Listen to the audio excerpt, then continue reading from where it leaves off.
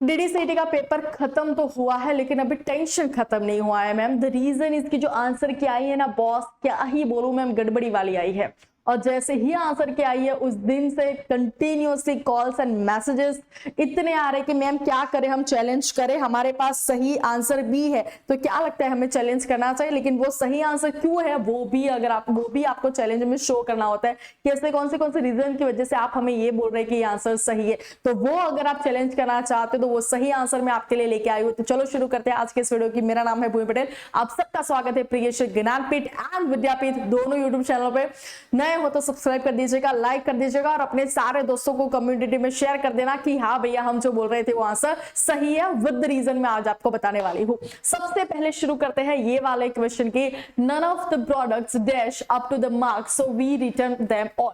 अगर हम लॉजिकली देखा जाए थोड़ा बहुत तो यहाँ पे रिटर्न मतलब पास्ट टेंस यूज किया है, इसलिए मैंने इज और आर को तो निकाल ही दिया है। Now I have two option, was या फिर वर वाला। आंसर के में वॉज वाला दिया है और बहुत सारे बच्चों ने वर वाला किया है, मतलब मैंने भी आपको जब सॉल्व कराया था तभी मैंने वर ही बोला था। देखते हैं चलो आंसर सही है कि गलत है। सबसे पहले शुरू करते हैं ये यहां से। हमारा एआई पहले क्या बोल रहा है वो देख लेते हैं, फिर हमारी कैम्ब्रिज यूनिवर्सिटी क्या बोल रही है वो भी देख लेते हैं। चलो, उन्होंने ये बोला है कि when a subject start with the none of, अगर मेरा कोई भी सब्जेक्ट नन ऑफ से स्टार्ट होता है, the verb agreement depends on the noun phrase after of. Of के बाद जो भी हमारा सब्जेक्ट है उस पे फोकस होता है। अगर मेरा सब्जेक्ट सिंगुलर तो वर्ब सिंगुलर, अगर मेरा सब्जेक्ट प्लूरल तो वर्ब प्लूरल। इसलिए यहाँ पे उन्होंने द बुक था इसलिए इज लगाया और स्टूडेंट्स हो गए बहुत सारे हो गए इसलिए उन्होंने आर लगा दिया। चलो कैम्ब्रिज यूनिवर्सिटी देखते हैं, कैम्ब्रिज यूनिवर्सिटी क्या बोलती है नन ऑफ का रूल्स देख लेते हैं। कैम्ब्रिज यूनिवर्सिटी ने ये बोला है, यस मिल गया। In a formal style, we use none of with the singular verb when it is a subject. अगर यहाँ पे उन्होंने बोला है कि मोस्टली हमें सिंगुलर वर्ब ही यूज करना है अगर कोई भी सब्जेक्ट दिया हो तो। कैम्ब्रिज यूनिवर्सिटी ये बोल रहे हैं, लेकिन वो ये भी बोल रहे हैं कि how ever in informal speaking, अगर हम इनफॉर्मल वे में बात करें तो हम उसके साथ प्लूरल वर्ब भी यूज कर सकते हैं। मतलब अगर आपने सिंगुलर यूज किया है तो भी सही माना जाएगा और प्लूरल भी यूज किया है तो because of in informal speaking वो प्लूरल भी सही है। कैम्ब्रिज यूनिवर्सिटी बोल रही है हमारे पास प्रॉपर है, इसीलिए उन्होंने नन ऑफ द प्रोडक्ट्स तो बहुत सारे हो गए, प्लूरल हो गया, इसलिए उन्होंने खुद हैव यहाँ पे यूज किया है, हैव यूज किया है, in short plural verb use किया है। तो अगर जो कैम्ब्रिज यूनिवर्सिटी प्लूरल सब्जेक्ट के साथ प्लूरल यूज कर सकती है तो क्या हम यूज नहीं कर सकते? क्या हम यूज नहीं कर सकते?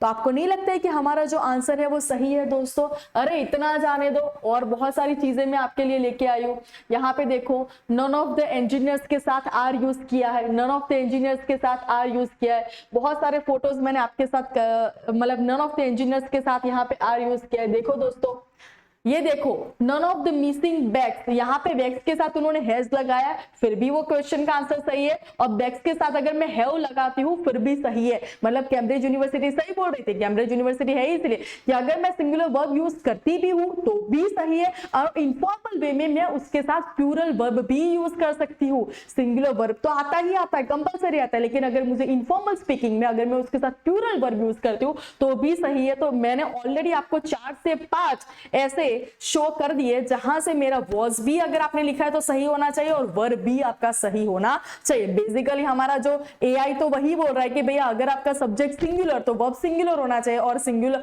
ऑफ के बाद अगर आपका जो सब्जेक्ट है वो प्लूरल है तो वर्ब प्लूरल। तो वर्ब अगर लिखा है तो वो तो 100% सच है। बट अगर हम देखे जाए उनके कैम्ब्रिज यूनिवर्सिटी के रूल के हिसाब से या फिर कोई भी वेबसाइट पे कोई भी रूल्स आप निकाल दो तो यहाँ पे उन्होंने बोला है कि भैया सिंगुलर वर्ब तो यूज कर सकते हैं। कैम्ब्रिज यूनिवर्सिटी में बोला है उसको हम कुछ नहीं बोल सकते, उन्होंने बोला है कि सिंगुलर वर्ब ठीक है, लेकिन अगर इनफॉर्मल स्पीकिंग में अगर आप प्लूरल वर्ब भी यूज करते हो, उन्होंने खुद यूज किया है तो वो भी सही है। तो आपको आंसर सही मिलना चाहिए, आप चैलेंज कर सकते हो। मैंने आपको सारे जितनी भी चीजें आपको दिखानी चाहिए एज अ शो करने के लिए कि हाँ ये भी सही है ये भी सही है, तो सारी मैंने यहाँ पे आपको शो कर दिया है। चलो नेक्स्ट क्वेश्चन की अगर हम बात करें, there is a church dash the lake. First of all between नहीं आएगा, जब हम बिटवीन बात करते हैं तब दो चीजें के बीच में बात करते हैं कि एक चीज यहाँ पे एक चीज यहाँ के और उसके बीच में है, तो यहाँ पे ऐसा तो कुछ है नहीं। चलो मैंने जाने दिया।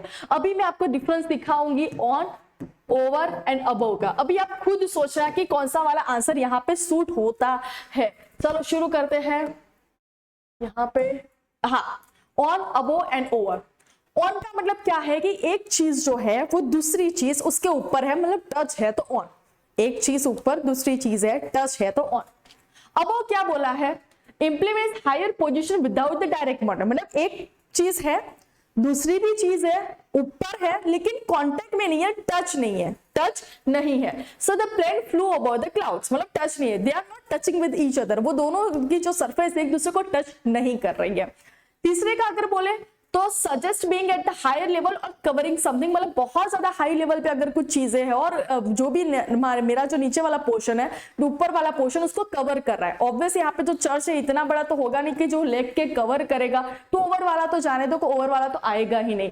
अब ऑन वाला आप देख सकते हो कि वो भी अगर लॉजिकली देखे तो सूट ही नहीं होगा। देयर इज अ चर्च, अभी तो मैंने वो ऑन वाला ऑप्शन क्यों बताया था कि मुझे लगा कि वो उदयपुर में नहीं है, पानी में ये पूरा एक होटल या फिर महल जैसा कुछ बना है, तो दोनों की सरफेस टच कंडीशन में, अगर दोनों की सरफेस टच कंडीशन में तो मैं ऑन लगा सकती हूँ, ऑन द लेक, राइट। मतलब लॉजिकली वही सही होना चाहिए, बिकॉज ओवर तो जाने दो, ओवर तो आएगा ही नहीं। अबव की बात करें तो अबव में ये लिखा है कि एक जो सरफेस है दूसरी सरफेस है उसमें थोड़ा डिस्टेंस होना चाहिए, हायर लेवल पे होती है। तो क्या यहाँ पे मैं ऐसा सकती हूँ लेक है और लेक के ऊपर चर्च है लेकिन वो दे आर नॉट अटैच्ड और हवा में लटक रही है, क्या हवा में लटक रही है? कुछ भी कहीं से भी आप गूगल पे सर्च कर लो दोस्तों, आपको उसका सेम ही मिलेगा।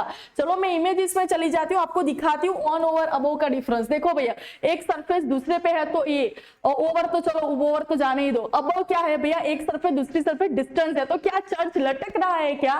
तो ये दोनों का भैया आप मुझे डीडीसीटी के थ्रू आंसर चाहिए। भैया डीडीसीटी वालों ने ये आंसर क्यों लिखा है, I really want the answer. और दोस्तों अगर आप भी हमारे साथ एग्री करते हो ये बात को देख के कि हाँ भैया उनके आंसर शीट में या फिर आंसर की में गड़बड़ी है, तो हम कुछ सोचेंगे। अदरवाइज मैं आपको विद प्रूफ आज मैंने आपको बता दिया है कि उनके आंसर की क्यों गलत है। अपने सारे दोस्तों को शेयर कर दीजिएगा कि दोस्तों अगर आपने ये वाले ऑप्शन टिक किया तो आपका सही है। चर्च वाले में तो कोई ऑप्शन ही मुझे तो लगता ही नहीं शूट हो रहा है, तो मुझे लगता है कि उसको तो आपको ग्रेसिंग मार्क्स मिलने ही चाहिए। बस ऐसी ही नई अपडेट जो भी आती है हम आपके साथ कॉन्टेक्ट में रहेंगे, आप भी हमारे साथ कॉन्टेक्ट पे रहिएगा और इस चैनल को सब्सक्राइब जरूर कर दीजिएगा। तो ऐसे ही नई अपडेट के साथ हम बार बार मिलते रहेंगे। Till then bye bye, take care.